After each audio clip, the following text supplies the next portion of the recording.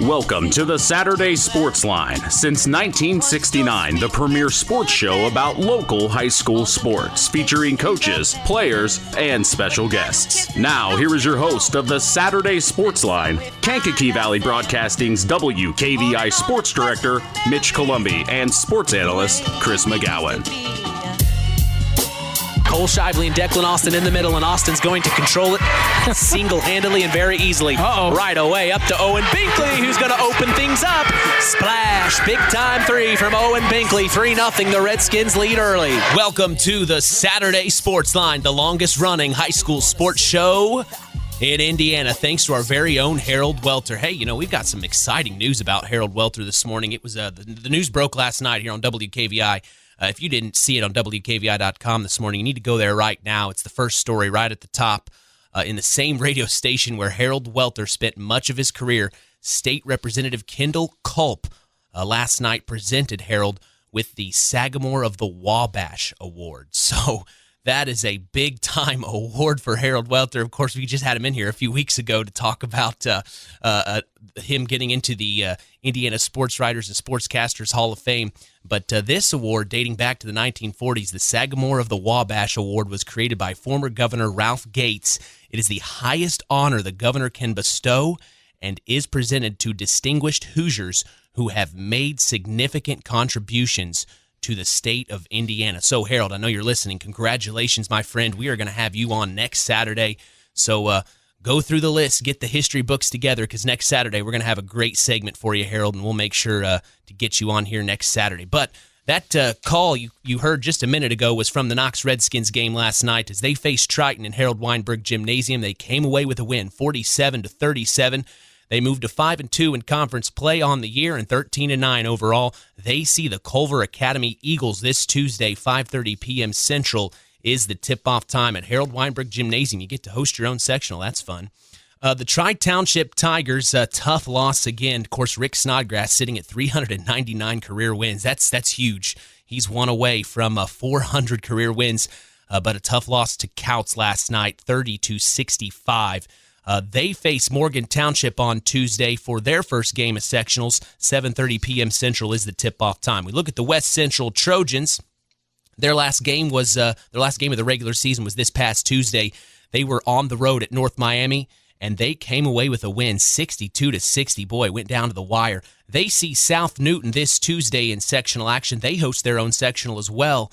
A tip-off is slated for 7:30 p.m. Eastern this coming Tuesday. The Winamac Warriors finished off their season last night with a tough loss to Rensselaer Central, 68-40. We will have head coach Cam Bennington at the top of hour 2, I believe, after our Athlete of the Week interview. We're going to have a chance to talk with him as they are preparing for North Miami on Tuesday night for their first sectional game. We are here. It's sectional time here in Indiana. We also look at the North Judson-San Pierre Blue Jays, and they cruise through with another win, a tight one, 48-47. Very excited to hear what Coach Chezem has to say about that win last night, as that was a close one at Kankakee Valley. They see Wheeler this coming Tuesday night. We will be there, and we will be going live at 5 p.m. Central in the Nest. The South Central Satellites will be awaiting the winner of Wheeler and North Judson-San Pierre as they finish their season this past Tuesday at Westville, 90-47. But like I said, they are awaiting and won't be playing until a week from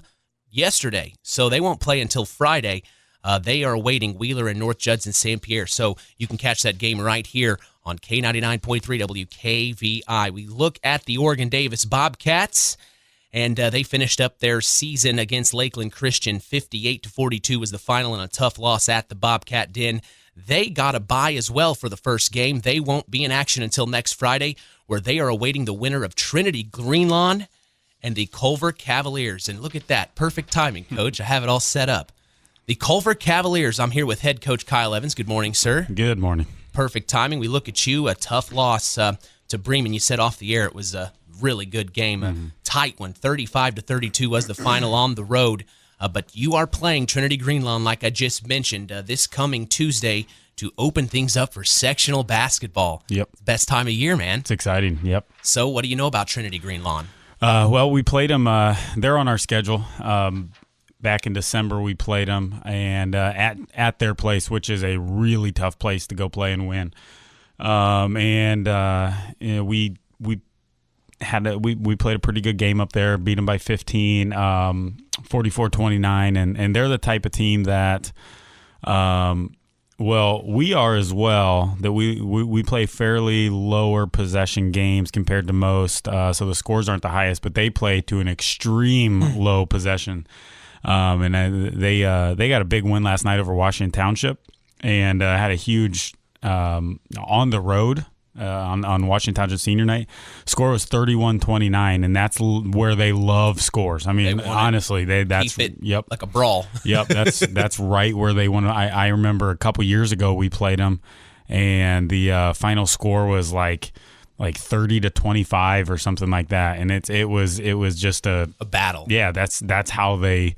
That's even too slow for, like that's way too far for us. Even we don't want to play games like that. So they're a type of team that you've got to speed up. You've got to make the action happen, force some turnovers, get some transition points that way. We beat them. We put up 44 points on them, and that's like scoring 70 on the team. They are a good defensive team, and they do a really good job of controlling the ball on the offensive end and really making you earn your win. Well, we see, you guys beat them 44-29. So they tried to keep you below 40, but you cracked 40. Is that maybe the range you're trying to shoot for? If you get plus 40, it's more in your favor, maybe. Oh, absolutely. Yeah, we went into halftime of that game, and it was 21-21. Oh gosh. And I remember telling my coach, I was like, this is a lot of points for this game. 42 points between us at halftime is a lot. And then we kind of we got forced a couple turnovers, got some easy layups, got a couple possession lead, and then they really wanted to control tempo and make sure we don't stretch that lead. And we just continued to turn them over, get some easy points that way.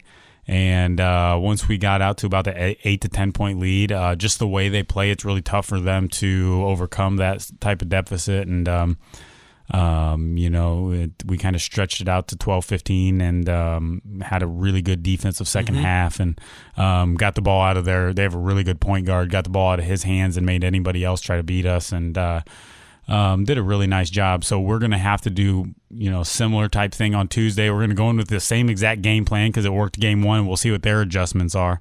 Then we can adjust what we're doing from there.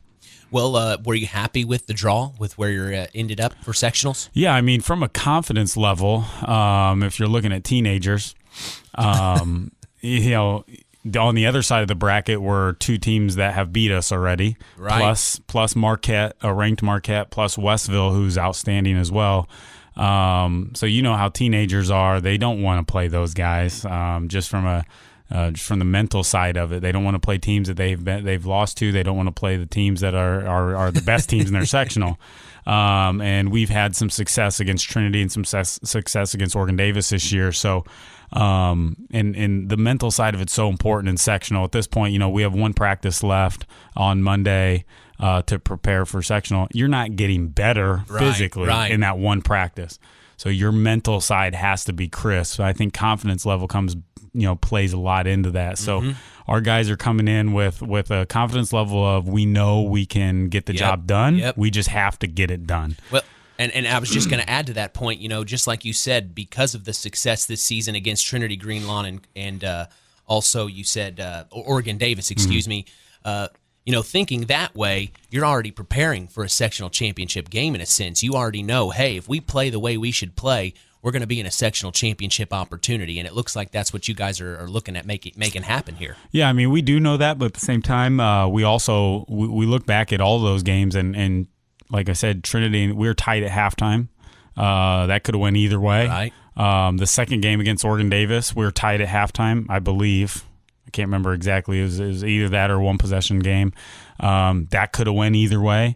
So we're not gonna walk through these games at all. We know both. The last two times we've played these guys, they've been tight for at least a half or even three quarters. That Oregon Davis really put a lot of pressure on us that second game we played them, and it was tight there at the end of the third, going into the fourth before we kind of pulled away. So.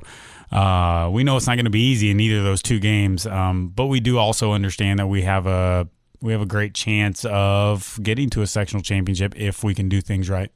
Your third regular season comes to a close there at Culver. Talk about being the head coach of that program. Yeah, we've seen some great growth. When I took it over 3 years ago now, they were coming off a 1-22 season, 1-21 season. And we've gradually kind of added and built some wins into our program, and got the double-digit wins this year, which was huge for our program and where we were when we took it over. It's a great building block for us, and have a chance to get to 11, maybe 12, 13 wins on the year. That's huge. And I can't say it's something I would have 3 years ago going into the job. I'm not sure I could say, hey, yeah, in year 3, I think we can get 13 wins. I don't think I could honestly tell you that's the truth. But that's where we're at. And we've built a foundation moving forward, and hopefully we just continue to get better and build. And we're seeing a lot of great growth from our younger kids. Our JV had a great season, and that's a product of going against our varsity, who competes really well every day, and they didn't back down to them, and they competed. And so again, we're hoping that we just continue to gradually, build and get better and better.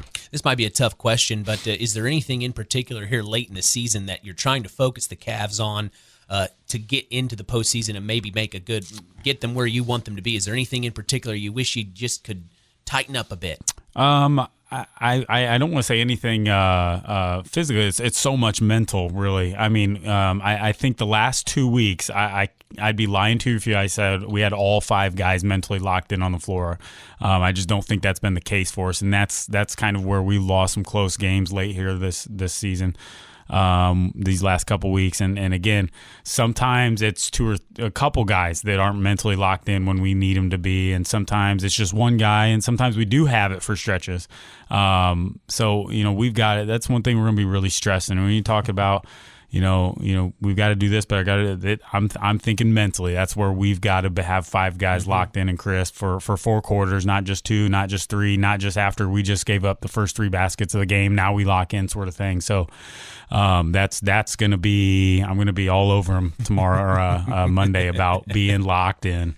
So, when I'm over at Culver, I notice across the way, I see a lot of the girls basketball players, and it just seems like the school spirit at Culver is one big community, one big family. Talk about the support that you have over there. Yeah, we've had a great student show out this year. The student sections have been really good. Our girls basketball team has been if you look at who's over there, they're usually the ones in the first 2 rows. And, they are. And that's cheering. That's a lot of fun. And I got a lot of those girls in weights class, and they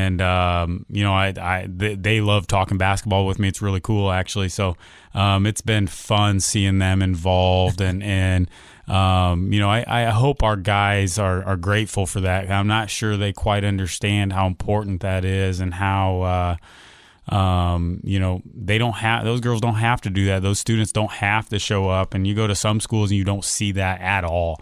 And, that's where we've had a really nice showing. And I think, we've had some success this year, and we've had some wins at home. So that's certainly helped. I've had students, this is the first time in 3 years where I've had students asking all week long, hey, when's the next home game? Wow. I've got we've actually got a good group of middle school kids that show up and are in our student sections every game, because I teach middle school too. So I have a couple of high school weights classes in the middle school. So, I've been really prepping those middle school kids up. Hey, come to the games, and so we've had a really good middle school following, because I see those guys every day and I talk to them all the time, and so they're showing up as well, and that's pretty cool to see a mix of high school and then the back half of the student sections all middle schoolers. I think it's pretty cool. Well, it's getting the next generation in there. The younger generation ready for basketball for you to mold them. Yeah, absolutely. Absolutely. Well, one thing I wanted to talk about was, there was a great run there at the beginning of the season. You guys went on a 4-game winning streak. You beat North Miami. You beat Knox, who got hot here late in the season. You beat Winamac, who then got hot late in the season. And then right there was the Trinity Greenlawn. When you're talking about multiple wins in a row like that, what are you telling the kids that kind of keep their mind focused and not worry about records, but just worry about keep coming out here and focus, get the job done, and it'll be a win at the end of the day. Right. Well, I think the biggest thing is I hope that their only thought process on Monday isn't Saturday night. I mean, it's got to be Tuesday night. Sure. That's the biggest thing. We all want to get to Saturday night. Got to take care of Tuesday night first. That's going to be the besides being mentally locked in. That's got to be preached to these guys. They're seniors, so they're really wanting to get to that sectional championship and have a chance to get a picture up on the wall, all those sort of things. But again, you've got to take care of Tuesday first. Mm-hmm. And Trinity is they're kind of still new to the IHSA tournament. Last year was their first year in it. Really? And they got a tough draw last year and got Triton and they competed. Now they have that experience under their belt. They're not brand new to it. So I expect them to be a little bit more poised and be locked in mentally from their standpoint. So again, we want to talk about stringing wins, but I want to talk about getting one win. Yeah. One win. Yep. It's hard enough to win a single sectional game, so I just want to win one in a row. Wait, you thinking maybe you're gonna pressure, maybe some trap, or maybe a full court press to kind of get them on their heels, so you can kind of get the ball moving the pace you want? Yeah, I mean that's typically what we do anyways. Right. Is we're looking to trap and pressure and.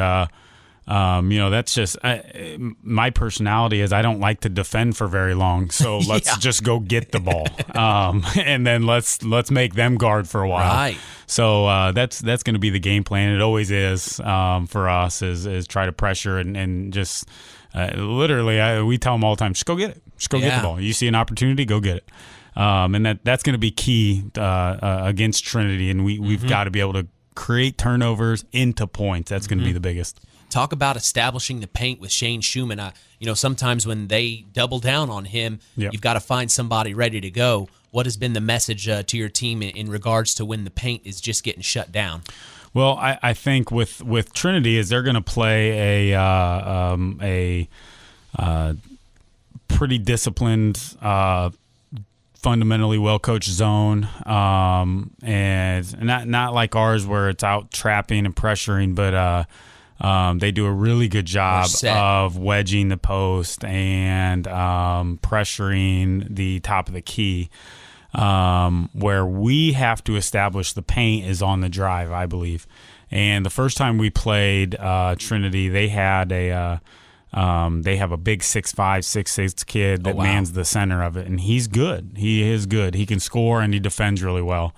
So where we had success because of how Shane plays is his ability to occupy that guy. Mm-hmm. And Emiliano Ortiz had a big game because of that. He was able to drive, get in the paint. Joey Pizer had a nice game for us. So we think that Shane's going to draw enough attention from those forwards and centers in their zone that we're going to have some guards that can have success, and that's where it's going to be key, getting to the paint off the dribble. Man, I love playing against the 2-3. That was always my favorite. You just get to the middle, drive to the middle, kick out, or flash to the middle, flash to the free throw line to kind of get that defense to shrink in. I just always love playing a 2-3. That's just my favorite. Absolutely. If you got high IQ guys, you can really have a lot of success against it, and shooters help as well.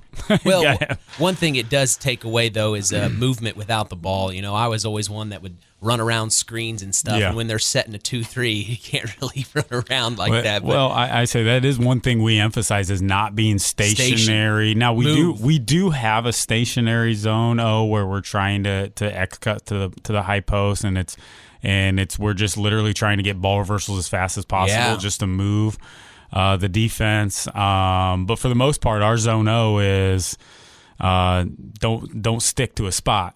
Flash a gap, sit in the gap, then maybe empty out to a corner and fill back up, or flash a gap and pop to the top and swing it. So we're trying to being a team that plays a zone, and we don't play a traditional zone. You've seen it. Right. But the teams that are hardest to guard are the ones that have that's almost just running true motion against it. We love to see 1-3-1s. We love to see post X. We love to see 2-1-2 because it's so easy for us, and we always see it. You know what to do. And we've seen every zone set, and we know exactly what it looks like and what it comes from. But it's those teams that are cutting guys from underneath the baseline and teams that are flashing gaps from behind the defense, and those are the teams that are tougher to guard, and that's what we try to be, and that's what we're going to have to be on Tuesday. Well, you got my juices flowing, Coach. I'm excited for you. Good luck against Trinity Greenlawn. I really appreciate you coming in and talking with us, and we look forward to hearing about your big win. Absolutely. Hopefully next Saturday morning we're talking about preparing for a sectional championship. Love it. Love it. That's head coach Kyle Evans of the Culver Cavaliers here on the Saturday Sports Line. We are going to take a break and come right back. Head coach of the Knox Redskins, Joe Eskridge, is on the other side of the break. You're listening to Kankakee Valley Broadcasting's WKVI. Walking on a dream. How can I explain? Talking to myself. The Stark County Co-op has been a member-owned farm services co-op in Stark County since 1928. That's over 90 years, and they're still providing the same quality agronomy services to the farming community of Stark and surrounding counties. The Stark County Co-op is an LP and fuel provider. The Stark County Co-op purchases grain at both locations, Hamlet and Brems. You can reach them by phone at 1-800-782-3392, the Stark County Co-op. Stay tuned for more sports talk with Mitch Columbi on Kankakee Valley Broadcasting's WKVI. Collins Insurance Agency in Knox has done it again. They have earned the distinction of preferred agency partner from the Western Reserve Insurance Company. Can't touch this. So what does that mean for you? Collins Insurance Agency provides themselves of taking care of its community. That means providing the best insurance that keeps you and your family safe in a time of need. And with this honor, Collins Insurance Agency looks forward to providing Stark and surrounding counties the best customer service you and your family deserve. Collins Insurance Agency in Knox, living the golden rule by treating you like family.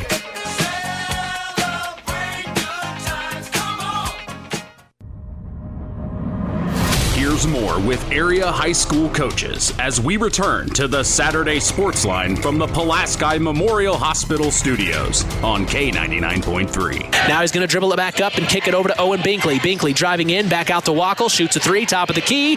Splash! Big time three from Alex Wackel on senior night as he makes it count. Welcome back to the Pulaski Memorial Hospital Studios. This is the longest running high school sports show in Indiana, thanks to our very own Harold Welter. It's time to talk about those Knox Redskins with head coach Joe Eskridge this morning. Morning, Coach. Welcome back. Good morning. Hey, glad to have you. We just seemed like I was talking to you a few hours ago. I guess I was there in the post game. Another win for your Knox Redskins. You got to be happy. You close out the season at 13-9, 5-2 in conference play. Great win last night against Triton. It just seemed like you guys controlled from the tip. Triton I think they got within 8 at one point, but it just seemed like the Redskins, you just were on fire last night, making things happen. Talk us through what you thought you guys did good last night. Yeah, I thought that's what we did. A very good job of, like we've been talking about, putting those complete games together and being smart. And I thought, we pushed when it was there and played smart possessions when they were able to get back. And it was really nice to get, especially at this time of year. Those things that we've been working on are still getting better and better. And it's just I think, like everybody says, you want to be playing your best basketball right at this time, and we are. So. Well, one thing that stood out to me is I was so glad to finally see Declan get a complete game like that, because the last time we saw him, he just was getting in foul trouble. The refs were blowing the whistle left and right, no offense. But, it just seemed like it was finally his night, and he really took command last night. He had several blocks. I mean, my gosh, I think in my head I can remember 4 or 5 of them off the top. But, he just was everywhere last night. Talk about when he is on, what he provides for your Redskins.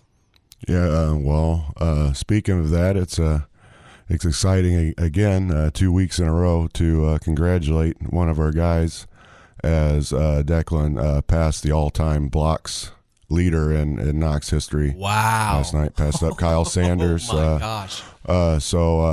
So yeah, I mean, and that's what we get frustrated with the officials sometimes because I see in practice and I know he's just a really good shot blocker, and a lot of times they're not fouls, but and he gets some tough calls sometimes. Not that he don't foul ever, but I think he gets some tough calls sometimes, and again he was on, and then the officials were working with us, and it was a physical game last night, and I don't think it was okay, this way, just both ways. They're kind of letting them play, which in our case that's what we like to do, so it plays in our favor.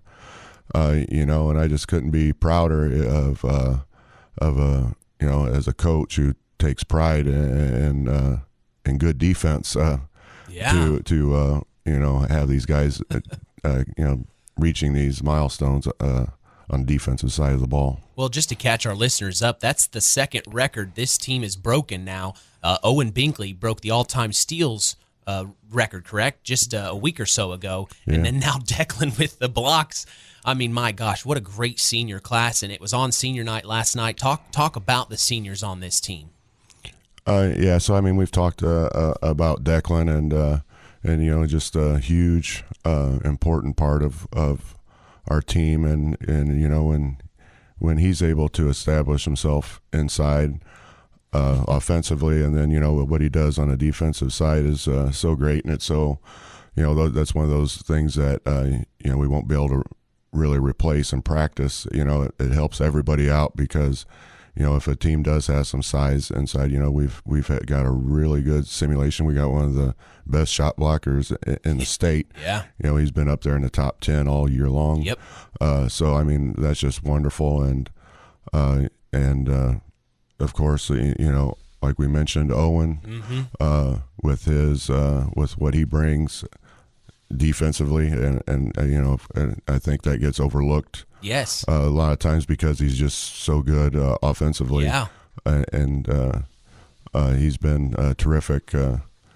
I thought last night Alex Wackel played one of his better games. At sometimes he's gotten a little bit frustrated, or when sure. Maybe taking some shots here and there that aren't at the best timing and things like that. But last night he was locked in and moving. Yeah. The best I've seen him all year, and being in the knocking down the shots when they're there, being in the right spot a lot of the time. Defensively, he was really good last night. And Cohen Watson, that's what we've been trying to push with him, to be a little bit more aggressive all year, and he came out last night with that. It was nice to see. It was a total team effort. You have those four guys, and then the fifth guy, Shane, who come in and started, seriously, yeah. Yeah, and I was so proud of him because he come out and, like, we don't know, when you get in a situation like that, and of course, Coach Groves is really sharp, and we're not going to know if they're going to do this or do that to kind of exploit that. But he held his own. We got off to a terrific start, and kind of set the tone with that, which, I say, you have your anxiety or whatever about way things could play out, but I really wasn't nervous because I know how hard he's worked, and I just felt like the guys, and they did, and they rallied around him and made sure, and heck, he's able to stay on the court for the majority of the first quarter, and he's probably saying, "Hey, coach, maybe you should start me more often." But that's the thing, and he doesn't. He didn't. He wanted to come in and he did his job, and he knew that, and he you'd think probably most kids would be saying things like that. But he just he thanked me over and over again for the opportunity. That was one of the things on one of his goals, and he met it, and and it wasn't like he was disappointed with the way it played out. So I mean, and that's just what an honor. What's been great, and that's what he's brought to this team all year. And it's one of those things that's just been terrific. Well, we have to move on now and talk about sectionals. I know it's just around the corner, and you're taking on Culver Academy. We talked about the Eagles a little bit last night, but share with our listeners what you told me last night in the post game, what you're wanting to see out of your Redskins here, the first game of sectionals on Tuesday. We just want to come out and do what we do. I mean, like I said, I mean, we're playing really good basketball right now, and we don't have any reason to be scared of anybody. And I know and these guys know when they come out and they play like they're capable of playing, we can beat anybody in 3A, and I truly believe that. And we're rolling right now. We're coming off a nice win, and our best about week and a half of practice. We're really, these guys are understanding that whatever and that's the thing. It's 13-9. I think we left some things off the table. Just some of those things, but that's over. We didn't get that conference championship, so there's that's one of those things is off the table. That's done and over with. But we do have an opportunity to come out here and win this sectional, and all those things. Like we've talked about all year as these regular season games. If you don't put too much on that record, it's the big picture is, have we been learning? Have we been working? And are we going to be ready when the time comes here and now? Because it's now. I mean, we're going into practice today. Gearing up for that. Gearing up for that. It's survive and advance, win or go home, do or die, and and that's it. Well, last night was amazing. Senior night as well as Hall of Fame night. Knox was in full force. So what's your message to Knox Redskin Nation in hopes they come out this coming Tuesday? Well, first of all, I mean, on that, congratulations to all our Hall of Fame inductees. That's a huge honor. Congratulations to those guys. And again, with my guys, congratulations to our seniors. They're a great group of kids, and a thank you to their parents, and not just for last night where they put on a great thing and the whole atmosphere for our team, but all year long they've been supportive and been great, and it's been a huge help. Well, Coach, go get him. Go get him on Tuesday. We're looking forward to keeping an eye on you, and we look forward to talking more about Knox wins. Yes, thank you. All right, that's head coach Joe Eskridge of the Knox Redskins here on the Saturday Sports Line. We're going to take a break and come back. Head coach of the North Judson-San Pierre Blue Jays, Kent Chezem, is on the other side. Driving around, Shively puts up the layup, blocked by Declan Austin, and he stares right at Cole Shively and says, not on my watch.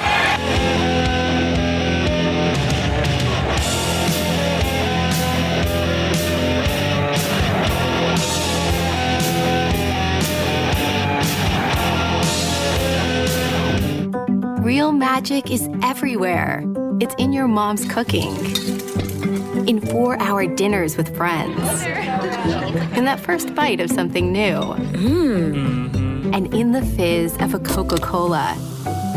Now with so many options for less than $5, the Coca-Cola Value Collection will help you make the most out of every magic moment for so much less. Taste the magic for less with Coca-Cola. This presentation of our area's local high school sports is sponsored by Pulaski Memorial Hospital in Winamac.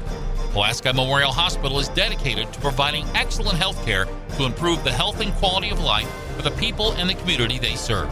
They will meet the community's needs and exceed their expectations by creating the best possible health care experience. For more information of the services they provide, call 946-2100. You're listening to Mitch Columbi and Chris McGowan on Kankakee Valley Broadcasting's WKVI. No good from the layup. Rebounded Declan Austin. Under 10 seconds to go here. He's on a fast break opportunity. Finds Cohen Watson. Wing for three. Cohen Watson.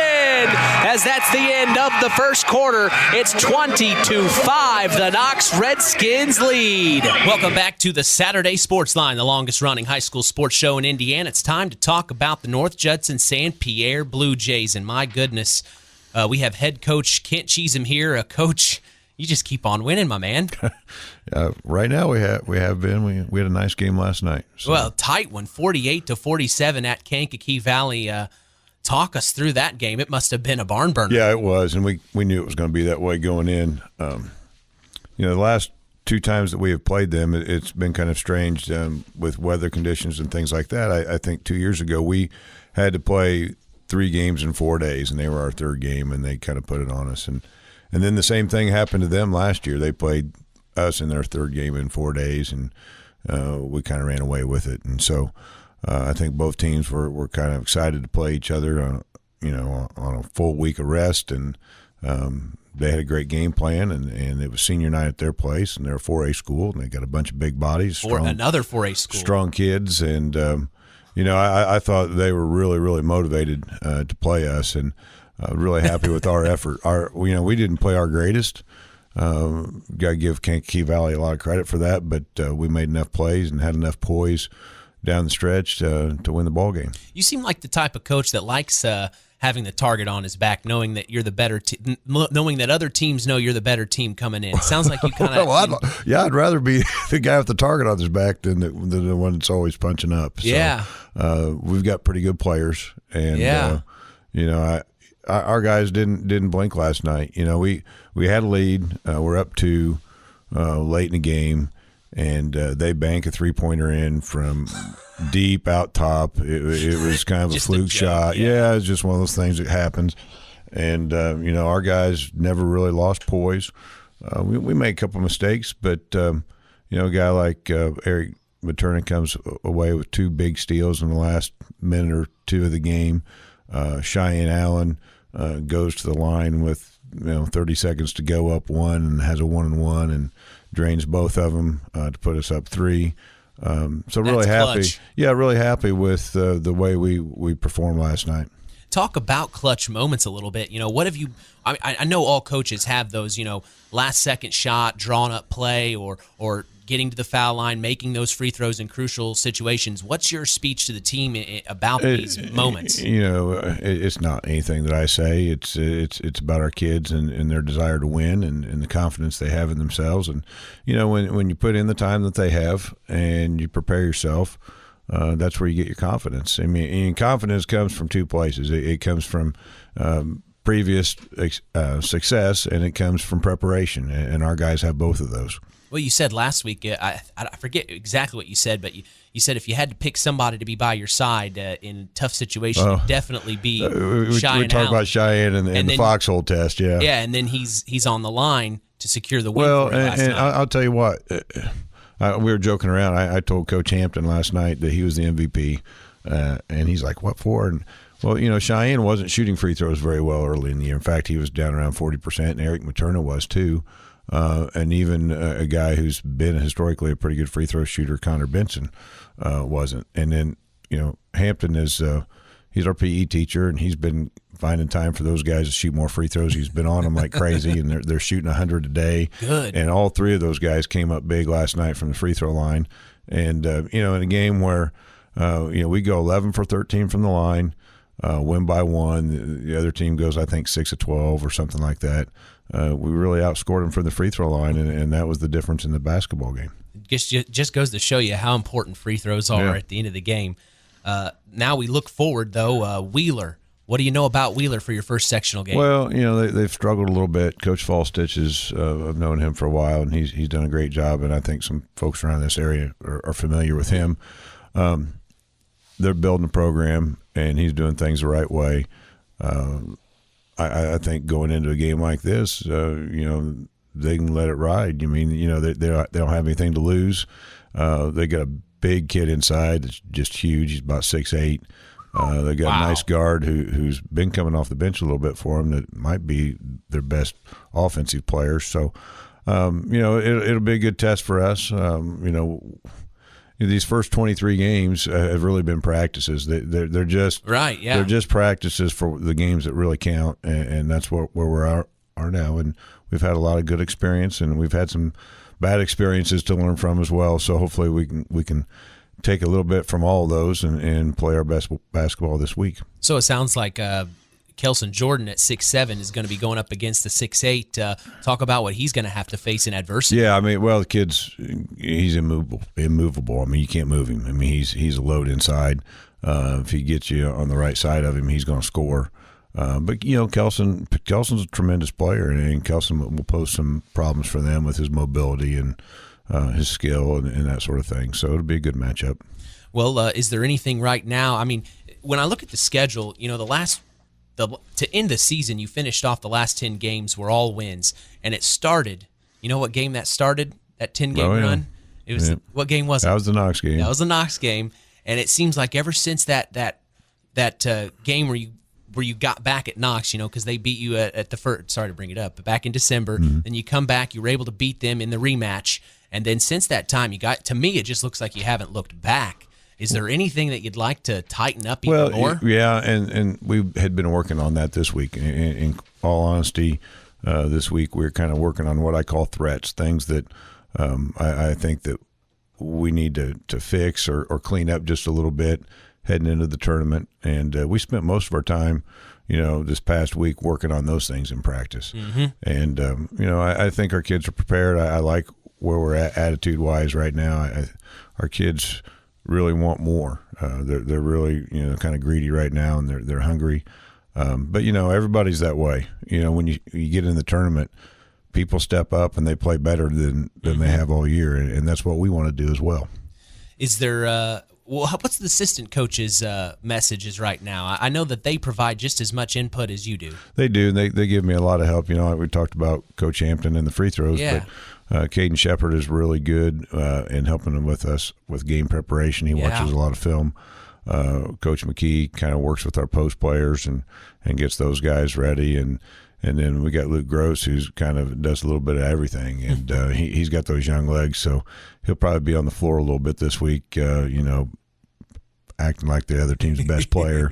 Those are always the fun practices. Yeah, but I'm fortunate. I'm not gonna lie. I wake up every day and I'm just thankful that I'm where I am and working with who I do, and it's been a lot of fun working with those guys. Well, were you happy with the sectional draw? Were the coaches happy with where you're sitting? I've been doing this at home. We're going to play at home, so we knew that going in though. I don't put a whole lot into the draw. My stock line on that is the draw is as good as you play. And, if we play well, then we didn't really care who we played or when we played. We knew we were going to play in the tournament, and we just want to give our best effort, and we're going to focus on one game at a time. Talk about some of the players that might need to step up here in the postseason. When they focus on your key guys, who are some of the players you're asking, hey, we need you to step up in these moments? Well, last night, Kankakee Valley really tried to take Ty Schumacher and Kelson Jordan out of the game.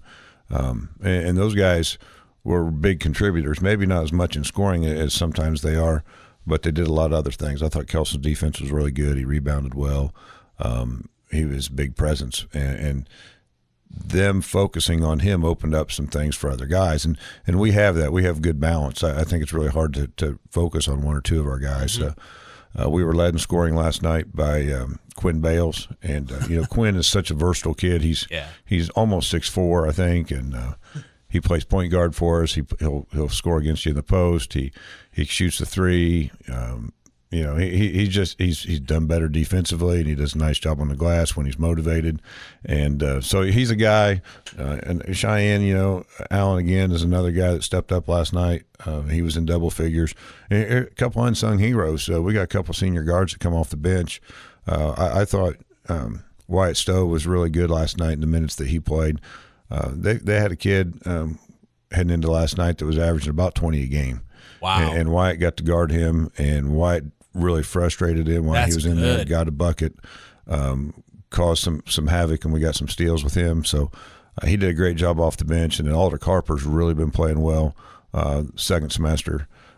He provides us a guy that can hit the three and stretch the defense a little bit, and defensively he's just as good as Wyatt, and those two guys really stepped up for us coming off the bench.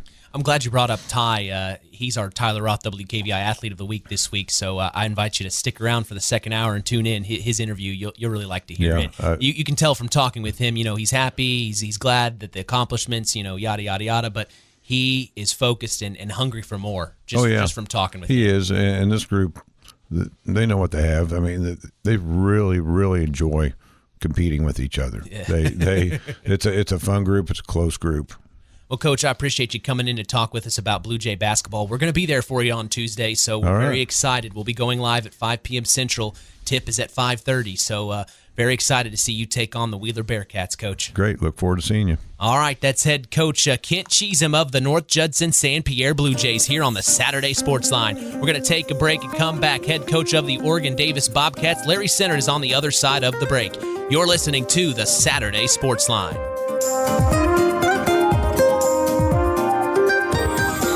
Fakes a post move, spins around, nice fake. And then he gets the little up and under. Declan Austin shaking his head. He can't guard me tonight. 13-3. It's a 10-point ball game. The Redskins in control.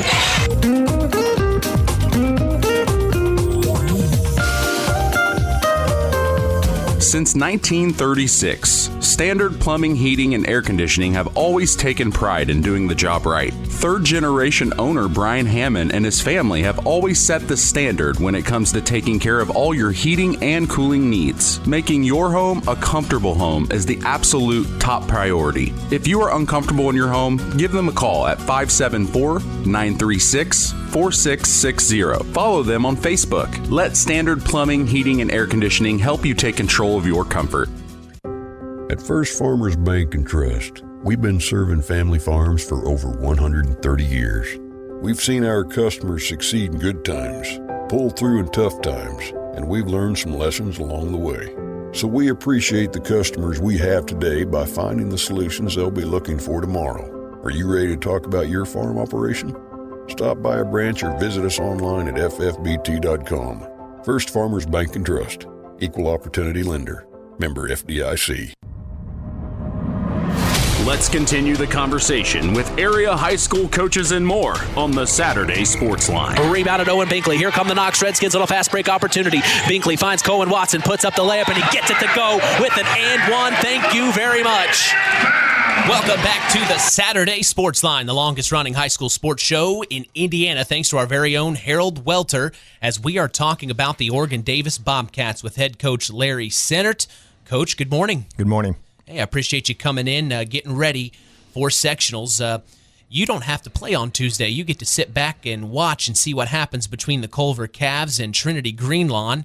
Were you happy with the draw? Yeah, we're always happy. Whatever, we just want to play. Kids are working hard every day, and we want to play basketball. Oh, absolutely. Of the two that you'd like to see, does it matter who you'd like to see out of those two? I probably shouldn't say. So. Well, we heard from Coach Kyle Evans earlier on in the broadcast, and he's paid attention to everybody in that sectional, and they're hoping to play you if they beat Trinity Greenlawn. So it looks like in his mind you might be seeing Culver. Let's just play hypotheticals here. What do you know about the Culver Cavaliers? We played them twice. They're very well coached. He does a great job. They got great kids. They work hard, and they do a lot of good stuff. It is the team that we want to play. We feel that we can play with them. We didn't win when we played them, but we competed. Both games were very different. Never had the same kids score. Every one of our kids played a different role in both those games. So, that's who we're looking forward to. We'll play whoever. We don't matter. It doesn't matter. We just want to play. Well, you finished off the season in a tough loss to Lakeland Christian, but it looks like you were in that game. 52-48 was the final. Talk about the resiliency of this team to just stay in it all the way to the last game. Well, our kids, everything's about winning in basketball or any sport, winning in life. And most of my kids, they and I mentioned this before, they come every day, they work, they're smiling, joking around. Coach Stan's in there with, messing around with them. We try to stay loose. We still, we're intense and we try to get after it, but those kids continue. There's very few of the main players on the varsity and a few on the JV that have missed a practice.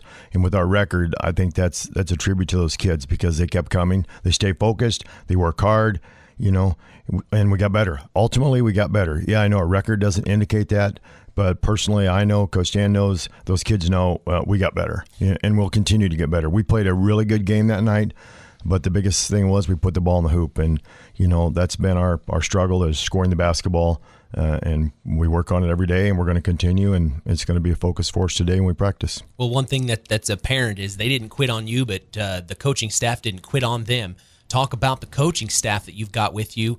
I know that we talk to you a lot, but we don't get to hear much about the assistant coaches. Talk about what they provide for the Bobcats. Oh, I couldn't do it without them. Coach Stan Hanning-Smith's been with me the whole time. We've kind of, we work at this together, and he tells me things, I tell him. We share a lot of thoughts and share a lot of things, and it makes us successful in who we are and what we do. And then Garrett Weil's been helping a little bit, keeps some stats, does a tremendous job. But I couldn't do it without those guys. I ultimately need them, and they hopefully need me, and that's what makes us the way we are with those kids. So, it's a tribute to those kids that they respect us and we respect them, and for that reason we all try to get better every day. What's the message here this week going into the sectional game? What are you going to be preparing your kids for? We can beat anybody. We play the game the way it's supposed to be played, do the things we need to do individually and collectively. We can compete or beat anybody. Now, ultimately, it still comes down to scoring the basketball, still comes down to playing good defense, staying focused, and being locked in when the game starts, But it's 0-0. Everybody's got the same record. We're playing on a neutral floor as far as every school's not at home. So, it's just we're going to be ready to play. I know we've talked about him before, but Cashton Swanson, what a performance. We talked about it last week from our game we broadcasted, but talk about what he means to the team when he's on like that and how you'll need him to perform like that this coming week. Cashton, it handles the ball and does a really good job for us. And, he's missed a few games, but he's been there. But it really doesn't come down to Cashton. Cashton can score the basketball. Cashton can get the ball to other kids. But it really comes down ultimately to every one of our kids. There's a core of 6-7 kids there, and they need to all play together for us to win. It's not about one kid, even though Cashton had a great game then. The night that we played against Lakeland, all our kids really stepped up. We had some good minutes from all our kids from 1 to 8, and I think that's the difference. We got 2 seniors, and those 2 seniors have been there since the whole 4 years that I've been there. Coach Stan's been there, and I don't think they've hardly missed a practice. They come every day. They're focused. They're ready to play. They're leaders. They work hard. Neither one of them is an all-out, the kid to go to, but both of them accept their role, and they work hard, to accept what it takes to win. And I think they're really locked in. We got another, Connor Frazier's going to lead the state in charges. That's been a goal of his and a goal of our team. He is going to lead the state in charges. Yes, he does. He leads right now, and he's going to lead the state. But the thing where I'm going that is all our other kids start to believe in that and take charges, and it makes us a better team. Yeah. It's all part of being a team and part of doing what it takes to win. Building the culture. It is. And it also sets the foundation for the future as well. Talk about it. It's your 4th season at Oregon Davis. I know you've coached other places as well, but overall, how do you like it over there at OD? I love it. They treat me good. The school's good. Wish we had a few more kids to choose from, as far as not really choose from, bad choice, to add to our team so we have some more numbers. But, like I said, the kids that I have, they come every day. They don't miss. They're pretty focused. They come in and they don't look at the scoreboard as far as sometimes in the game. If we get behind, they don't look at the win-loss record. They look about making themselves better, making their teammates better, making the school happy with their effort on the floor. And I think that, that's ultimately our goal, and we'll get where we're going. It's just nothing in life is easy. If it was easy, everybody would do a lot of different things. Yeah. But the credit to these kids, because they really buy in and they work hard. And we're going to practice today. They'll be there. They'll show up. They'll have their stuff on. They'll work their butts off, and we'll prepare for whoever we're going to play, and we'll be there. You've been doing this for a long time, Coach. In your opinion, would you rather play on Tuesday to get in the swing of things, or do you like having that normal Friday night game? Well, Aubrey, our athletic director, she gave us a 2-week vacation here. We didn't play all last week, so it's all right. No, it doesn't matter to me. I kind of like a little bit of a delay, but I would only like the delay if we had played this past weekend on Friday or Saturday. But since we haven't played, it really doesn't matter. We just those kids want to play. They're hungry. We're hungry, and that's what it's about. Ultimately, if we're ready to go on Friday night, that's all I care. Talk about the school spirit over there at Oregon Davis. Every time I go over there, I see things on the wall, and it seems like the spirit, the kids are behind there at Oregon Davis. Talk about what that means to you as a coach. It means a lot. It really means more to the kids, and I really wish we could get more kids. We've got to figure out something to get more of a student section there and get more kids coming to games and supporting the boys, supporting the girls. I think that's a huge key for us. And when you're winning, it's easier than when you're not winning as many games. I understand that, but it's still about school spirit and supporting your friends and players on the team. And we'll continue to work on that. It's an area we need to improve in. Connor Danford, we don't talk much about him, but he seems to be the main cog in the machine that gets the wheel rolling. Would you agree with that if he can get on? Yeah, Connor Danford and Caleb Ceaser are the only two seniors we have. Each has a different role in the team. Each has a different personality or a different way they play, Each has a different role as far as who shoots, who doesn't, even though they both can have the green light. Connor Danford started the year with, scoring the ball, and then as the focus went on him and had a target on his back, people started playing him a little differently, took away from his shot. So he maybe turned down some shots and passed the ball when I wish he would have shot it. With that being said, there's times I wish he would have passed it when he did shoot it, but that's just basketball. Mm-hmm. But he still, he comes in every day and the same thing. Smile on his face. Him and Caleb, when they first started, they were freshmen. When I came there and they come in, two little skinny kids scared of each other, scared of their shadow. Every drill we did, they did them with each other because they didn't want to be going against anyone else. And they really developed into very, very fine young men. Well, Coach, I appreciate you coming in. I know it's not been the season that you'd like to have, but it's an honor to have you come in and at least talk about it and spread the news about the Oregon Davis Bobcats because it's a great program. I love what you're doing over there, and I know that things will just get better in time.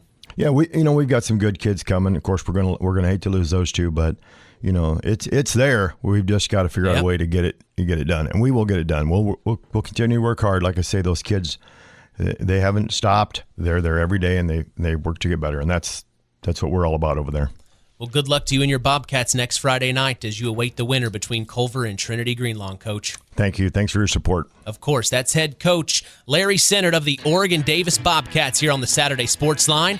We are going to take a break, go to the top of the hour. News and weather is next. Ty Schumacher, our Tyler Roth WKVI Athlete of the Week interview, is on the other side, as well as Cam Bennington, head coach of the Winamac Warriors, and head coach of the South Central Satellites, Eric Speer. And hey, the Where Are They Now segment with our very own Harold Welter. That's on the other side. Don't go anywhere. You're listening to Kankakee Valley Broadcasting's WKVI.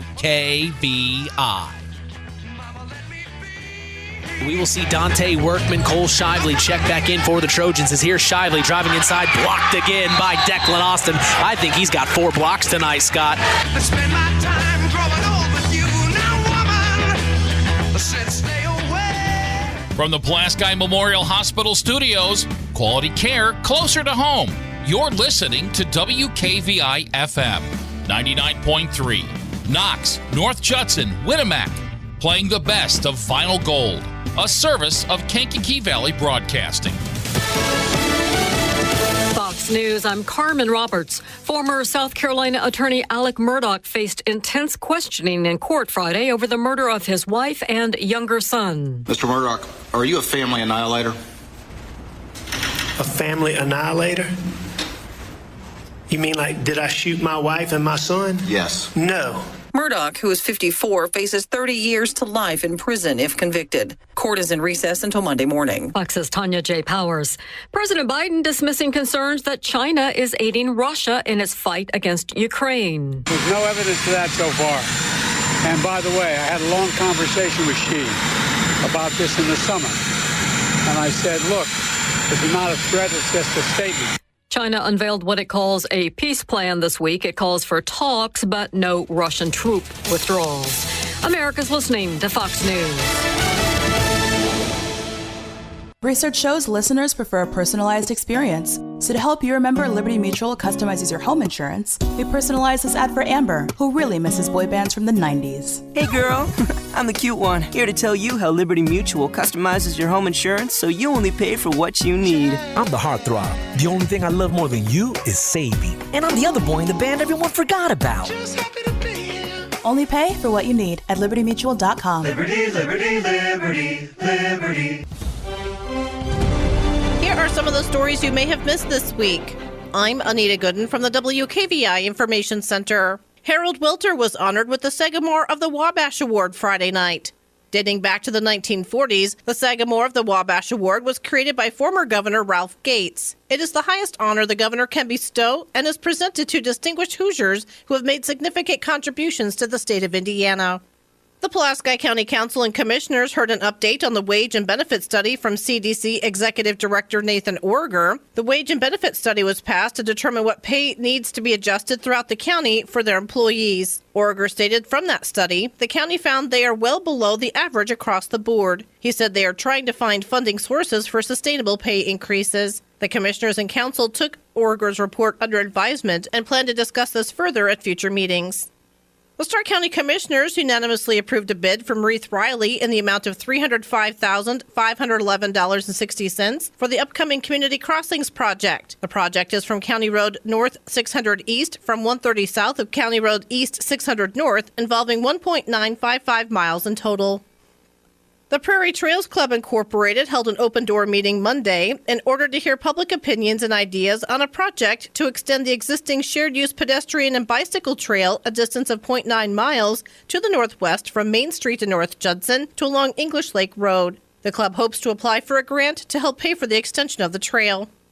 The Stark County Commissioners approved contracts for the Stark County Economic Development Foundation in the amount of $89,480 per year for 2 years, and the Skills Center in the amount of $70,000 per year for 3 years. Both contracts were previously approved by the Stark County Council. Earlier this month, Doral Renewables announced its pledge to support the West Central School Corporation with a large donation. The company donated $15,000 to fund various student-focused programming and local initiatives. The gesture comes as Doral Renewables looks to deepen its partnership with local communities and build positive community relationships in the future home of its Mammoth Solar project. Mammoth Solar is a 13,000-acre solar project that is estimated to bring $1.5 billion of investment and 1.3 gigawatts of clean energy to the region. When its 3 phases are complete, it is said it will be the largest solar energy project in the country.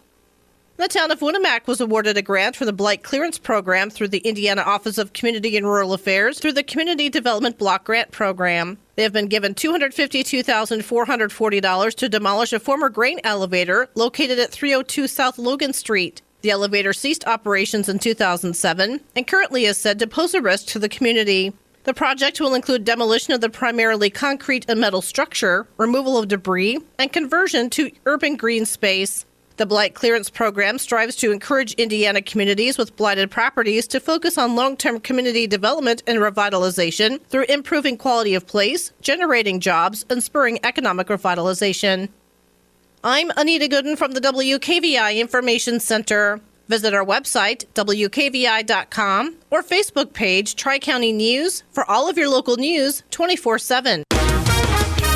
From the K99.3 Weather Center, here's your forecast. It'll be partly cloudy today. 42 will be your high. Wind chill about 25.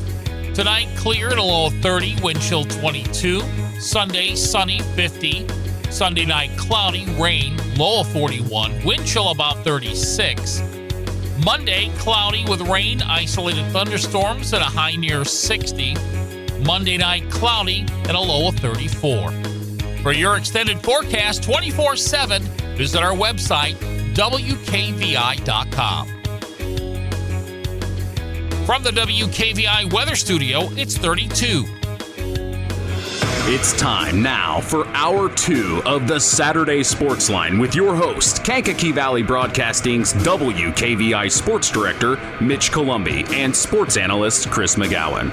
You know who it is, Kankakee Valley Broadcasting's WKVI from the Pulaski Memorial Hospital Studios. This is the Saturday Sports Line as we are back for more. Hour 2 starts now. We are talking about our Tyler Roth WKVI Athlete of the Week, Ty Schumacher, a member of the boys basketball team at North Judson-San Pierre High School.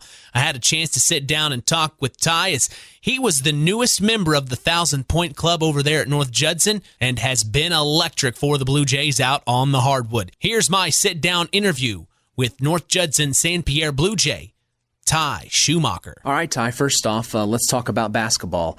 When I watch you out on the court, I can tell you really enjoy this sport. So what is it about basketball that you really enjoy? Just going out there, having fun, playing in front of all of our hometown fans, and playing with the guys that you grew up with. Well, you speak about the guys you grew up with. I'm guessing you're probably playing with some of your best friends out there on the court. Talk about that and what's it like playing with your friends? It's really nice because, we just have that connection. We hang out on and off the court, and it's just really easy to play with. Did you guys assume that beginning of this season it'd probably go this way? A lot of wins in that win column.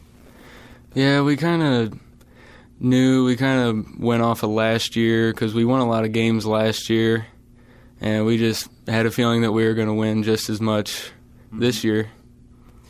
Talk about some of the teammates that you have on the floor with you when you're playing. Maybe someone in particular that you can count on, that you really rely on. Well, I can really count on Kelson Jordan if we need a clutch basket. He can score at all three levels. He's got the pull-up jumper, he's got the post, the three. If they're guarding him hard in the post, he steps out, hits the three whenever we need it. And, yeah, he's just a great guy to play with. You recently had reached 1,000 career points.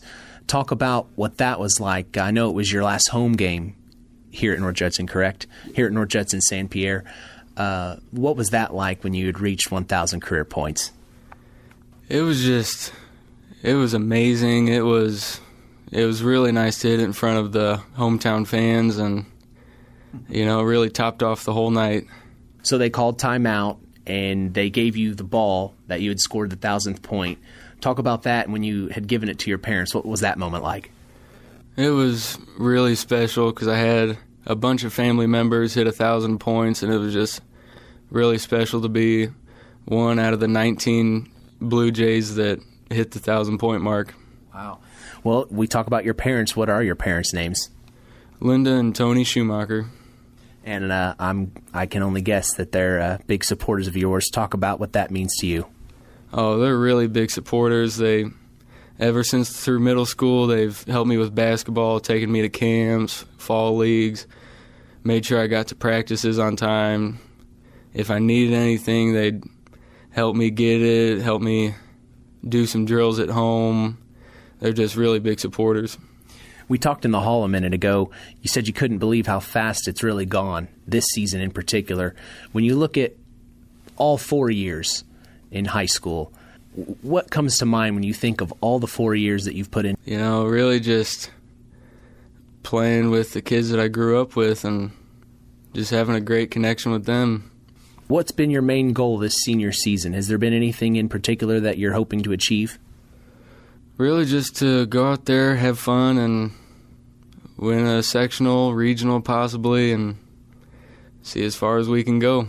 Well, you talk about sectional. It's right around the corner. Your first game's coming up on Tuesday already. Unbelievable. But what do you hope to accomplish in that first game? I hope to get a really big win, set the tone for the rest of the tournament, and really let them know that we're going to go out there and win a sectional. We kind of knew from the start of the season we were going to have a lot of wins. Like I said, we went off of last year. We won a lot of games there, and we just really knew that we were going to win a bunch this year. Talk about Coach Kent Chezem. What does Coach Chezem do for you guys that you really, really admire? Well, he's a really great coach. He really keeps us on our toes at practice, makes sure that we're sharp every single day, and just wants us to be a championship-winning team. What's the message been here late in the season from Coach Chezem? Really just to play at our all-time highest every single time we get on the court and not have any bad games in sectional time. Well, Ty, I got one more question for you. What does it mean to be a North Judson-San Pierre Blue Jay to you? It means everything. You know, you got a bunch of supporters from the town really just looking at you to help win a game and represent our Blue Jays. Appreciate your time. Appreciate it. Big time thank you to Athletic Director Michael Sharkozy, as he will be our host this coming week for the sectionals. We will be broadcasting live here on KVB's WKVI. We're going to take a break, but don't go anywhere. More to come. Head coach of the Winamac Warriors, Cam Bennington, is on the other side of the break. Don't miss it. You're listening to the Saturday Sports Line.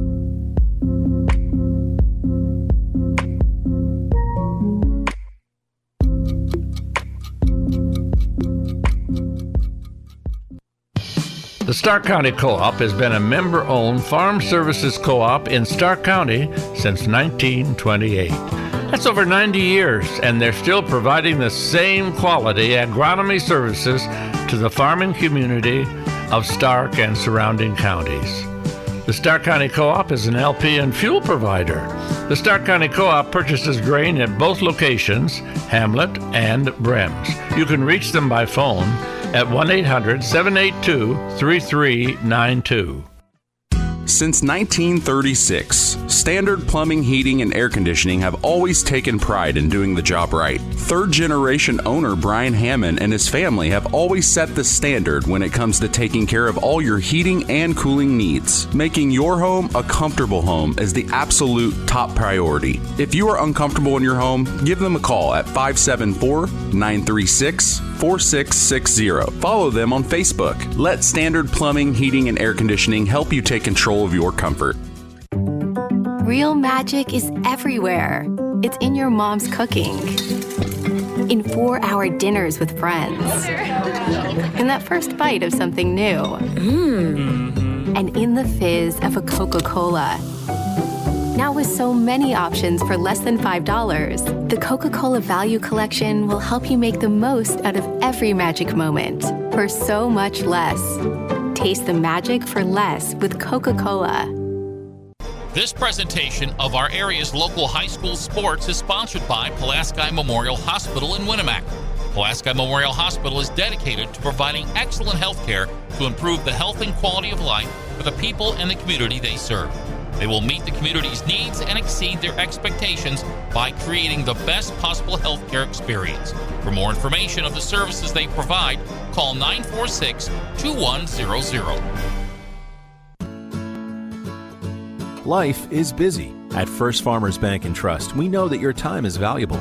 That's why we offer mobile banking, online account opening, and mobile check deposit, so you can take care of your banking and get back to the people who matter most to you, while we take care of the people who matter most to us, our customers. Visit us online at ffbt.com to learn more. First Farmers Bank and Trust, member FDIC, equal housing lender. Since 1936, Standard Plumbing, Heating, and Air Conditioning have always taken pride in doing the job right. Third-generation owner Brian Hammond and his family have always set the standard when it comes to taking care of all your heating and cooling needs. Making your home a comfortable home is the absolute top priority. If you are uncomfortable in your home, give them a call at 574-936-4660. Follow them on Facebook. Let Standard Plumbing, Heating, and Air Conditioning help you take control of your comfort. Here's more with area high school coaches as we return to the Saturday Sports Line from the Pulaski Memorial Hospital Studios on K99.3. And we're back here on the Saturday Sports Line, the longest-running high school sports show in Indiana. From the Pulaski Memorial Hospital studios, it is time to talk about the Winamac Warriors boys basketball team with head coach Cam Bennington. Coach, good morning. How are you? Good morning. I'm good. How are you? I'm doing great, man. We are keeping an eye on your Warriors. Of course, you've had a great end of your season. It's definitely it's ended a lot better than it started, and we've talked about it with you a little bit last week. But you're looking at North Miami for this sectional draw. What was your thoughts on that draw? I think there's a lot of mixed feelings when we got the draw because we've kind of gotten to a point where we're starting to feel like it's more about how we play and not about who we play. Mm-hmm. Don't get me wrong, it always makes a difference who you play, and your game plan and things change, and there's definitely matchups that are good, matchups that are bad. But for us, night in and night out, whether we're playing somebody with a great record or a bad record, it's kind of been a tale of two teams and which team shows up. So, we've tried to be more focused on what we do, but, we get a North Miami team that hasn't won a lot of games. But I tell you what, if you watch them on film, and I've had the pleasure of getting to go over to their gym and watch them play live twice this week, they're playing their best basketball of the year right now at the end of the year, too. They just haven't got it done on the scoreboard. And so it's not going to be any easy task for us to get a win on Tuesday night. We're going to have to be ready to play. Well, what's been the focus in practice? You guys running anything different, or are you just kind of sticking to the plan, doing what you guys do best? Yeah, I think it is kind of more of the second part of what you said is kind of just perfecting and tweaking some things and trying to just get better at things that we already do pretty good. We don't really want to change a lot this time of year or kind of overload our minds and confuse ourselves. We're just trying to improve on the things that maybe we haven't been as good at and just continue to perfect things we have been good at. And stay the course. I think when we get rolling and get playing, the style we want to play and the way we play, we can be pretty good. And we've surprised some people here later in this second half of the year. So we're just trying to build some momentum here this week and see what happens. Well, last week we talked a little bit about John Malco. Of course, he was our Tyler Roth WKVI Athlete of the Week that week. One guy I didn't bring up, though, last week I wanted to say for this week was Brendan Hines. Every time we've seen him out on the court, the couple times we've broadcasted your games, he just really does a good job out on the floor. Talk about what Brendan Hines provides for you and your Warriors. From a basketball IQ standpoint, Brendan is up there and way ahead of the game for only being a sophomore point guard. And, his best days are definitely ahead of him. And, he's going to be really, you mentioned John. I think that the combination of John and Brendan with another summer of development and some more time in the weight room, I think that duo is going to be a real problem for some people next year. But Brendan, his early in the year, he was really searching for a role when we didn't really know what that role was and what was Brendan really good at. And, we didn't really know that. And I don't know that Brendan really knew that yet either. But, during that time when John went down and Brendan had to step up or someone had to step up and it ended up being Brendan, he played really well for us. And then he started shooting the ball really well. And, now he's the guy that uses his basketball IQ to make up for maybe some of the things he lacks in terms of size, to try to be kind of savvy and crafty with his game. And he's a good shooter. He's turned into a knockdown three-point shooter for us, which has been great. And then you add in the basketball IQ of him being able to know all of our plays, not just from his spot, but from everybody's spot, and know the scouting report inside and out, and just kind of be a true floor general out there, even though he's only a sophomore. Yeah, I know. And you look at that, and then another guy that I noticed you get in off the bench quite a bit is John's younger brother, Will Malco. He gets some time as well. Talk about his growth as a freshman this year. Yeah, we had really high hopes for Will, and not that he played bad early in the year, but I think that jump from 8th grade to varsity basketball might have been a little too much for him right early on. He had some things to figure out, and so, he was splitting some time varsity and JV, and he still appeared in a lot of, varsity games. And then here towards the end of the year, he started a lot of games for us, and he brings an offensive kind of mismatch at times for people just because he's long and he's athletic, and he really does have good touch and feel with the ball when he gets it around the rim. And so that's a guy that, even though maybe he wasn't ready defensively yet, and maybe there's some other parts of the game that we wanted to improve upon before we started throwing him into varsity games, once we threw him in, from a skill standpoint offensively, he fit right in and was ready to go and has scored some good buckets and some big moments for us against some good teams.